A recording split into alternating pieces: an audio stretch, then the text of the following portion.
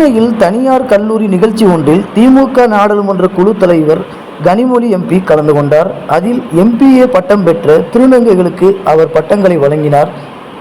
அந்த நிகழ்ச்சியில் கனிமொழி பேசும்பொழுது, வாழ்வதற்கே போராடி கொண்டிருப்பவர்கள் திருநங்கைகள். திருநங்கைகளுக்கு ரேஷன் கார்டு உள்ளிட்ட அனைத்து விஷயங்களையும் செய்து கொடுத்த தலைவர்தான் கலைஞர். பெரியார் வழியில் வந்த இந்த ஆட்சி இன்று வரை அதை செய்து கொண்டுள்ளது.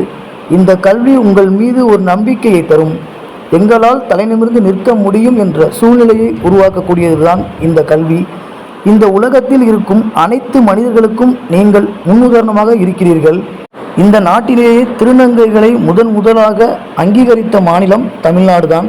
சமீபத்தில் முதலமைச்சர் MK ஸ்டாலின் திருநங்கைகள் பட்டப்படிப்பு படிப்பதற்கு தடை விதிக்கக்கூடாது என்பதற்காக அவர்களுக்கு படிப்பு மற்றும் தங்கும் விடுதி செலவை அரசே ஏற்றுக்கொள்ளும் என்று அறிவித்துள்ளார்.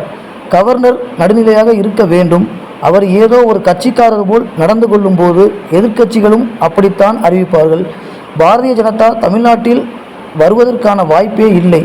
அதிமுகவுக்குள் இருக்கும் பிரச்சனையை அவர்கள்தான் சரி செய்து கொள்ள வேண்டும். இதனையடுத்து அவரிடம் அமைச்சர் உதயநிதி ஸ்டாலினுக்கு துணை முதலமைச்சர் பதவி வழங்கப்பட உள்ளதாக வரும் செய்திகள் உண்மைதானா?